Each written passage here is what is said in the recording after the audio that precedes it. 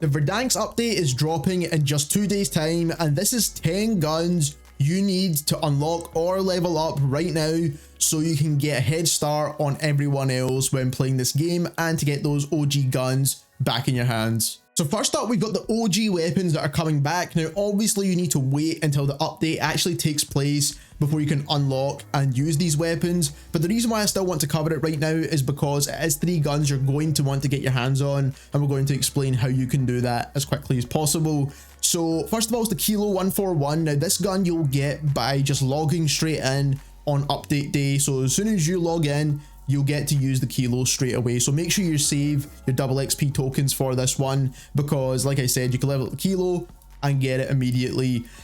Then we also have the AMAX. So the AMAX is coming back as its own weapon, and this is going to be unlocked on page 6 of the battle pass. And as we all know, the AMAX is a slow firing, high recoil, high damage kind of gun, so super strong, and we're all going to want to get our hands on this. So like I said, you need to level up to page 6 of the battle pass, and also we will be calculating stats for all these weapons, by the way, to show how they actually fit into the meta, and we will be going over some other meta weapons later in this video as well.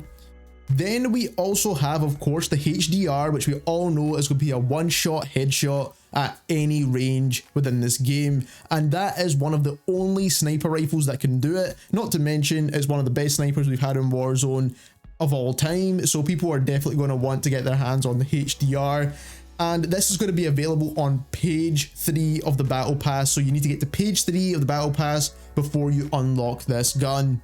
That's all stuff you cannot get your hands on at the moment, so let's talk about stuff you can start leveling up right now to make sure you've got an advantage on update day. And we're starting off with the C9, or should I call it the MP5, because right now this is the best build for the C9, and obviously you want to unlock this gun and level it up if you haven't already to get it to max level as quickly as you possibly can, because you want the best build for this weapon when it does drop. And the reason for that is because, as you can see on screen just now, we're going to be getting the C9 10mm 30 round conversion kit, which is going to turn this gun into the OG conversion kit MP5, and that is what we're looking for. It's going to do high damage with a slightly slower fire rate, and this is what we're looking for. We want that conversion kit straight away, which is basically going to be an event reward. So obviously you want to make sure your C9 is leveled up as high as you could possibly get it. So we've got all the other attachments just ready, so that when you unlock that 30 round mag, you can then put it on the gun and rock that OG MP5. Now the next one's arguably more important, which is the SWAT 556. Now this is a Black Ops 6 marksman rifle, by the way, so if you're trying to find this in the assault rifle category somewhere, you're not going to find it there, because it's actually a marksman rifle within this game, which is very strange. But what's not strange about this weapon is this build. So you do want to try and get all these attachments that are listed on screen just now: the Willis 3x optic, the standard suppressor, which is not too important, and we'll explain why in just a second, the grain twist barrel, again not too important, vertical foregrip extremely important, and the extended mags 1 or 2. Basically you want all the extended mags available for this weapon at the minute. Now the reason why you want to unlock and use this weird gun in the first place is because it's going to turn into the Grau 556, and obviously that is the OG Modern Warfare 1 Grau that we're looking to get back into this game. And you need to get to page 5 of the battle pass to actually unlock the Grau barrel on this weapon. And once you've done that, you can then equip it with all the other attachments hopefully you've unlocked and use it straight away. Now it also is going to unlock a 50 round extended mag. Now like I mentioned, you get 45 rounds and you also get 60 rounds as a drum mag on the SWAT 556 at the moment. I'm not too sure if it's going to lock off any of the current magazines, so you can only use the 50. I'm not really too sure about that just yet, but like I said, you want to make sure you've got all the mag options available to you so you can pick which one is the best for you when the update drops. So like I said, we're getting the Grau back as well, but not as a gun by itself. It's going to be a conversion kit for the SWAT. Next up, we've got another sniper rifle, and that is the Kar 98K, but essentially it's a marksman rifle within the Modern Warfare 3 category of weapons. So please make sure you're selecting the right categories when you're trying to look for this gun, because it is quite hard to find. Now the build that you see on screen just now is the best build for this gun. People are still rocking it even though it's not like a super meta weapon. So you do want to use the range Calar 3.4 optic, the Spitfire suppressor, then the long barrel, the 7.62 long barrel, the OLE laser, and the high grain rounds. This is going to give you the best build for the Kar 98.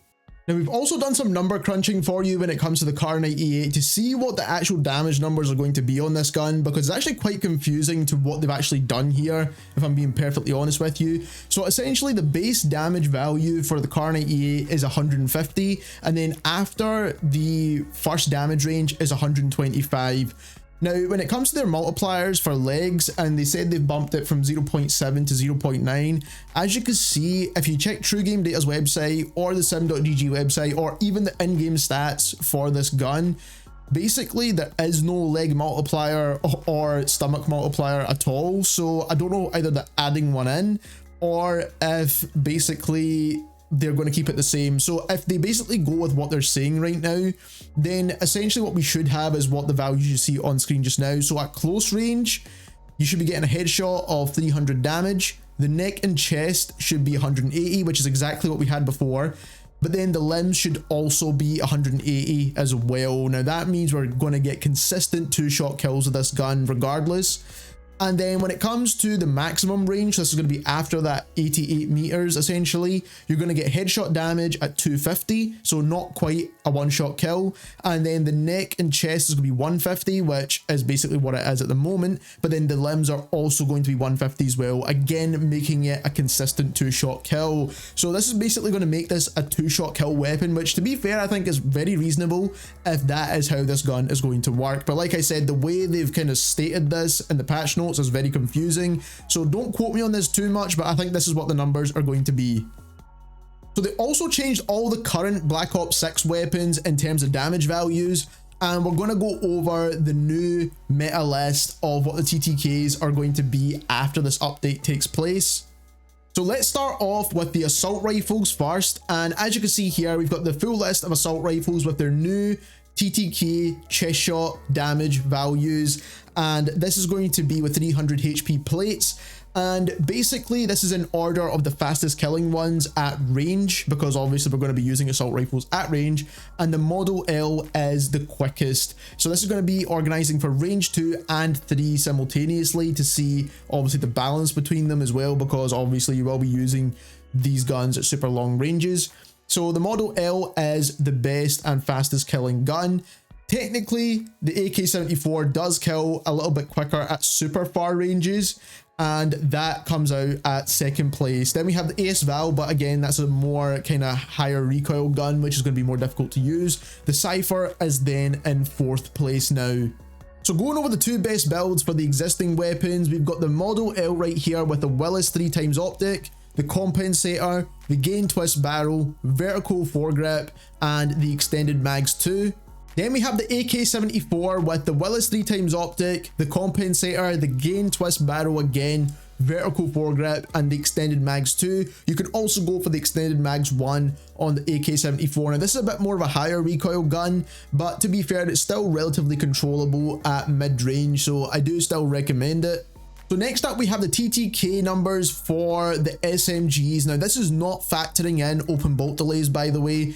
So I know some of these guns do have it, the Compact has it, and I think the Jackal also has an open bolt delay as well, so technically making it slightly slower.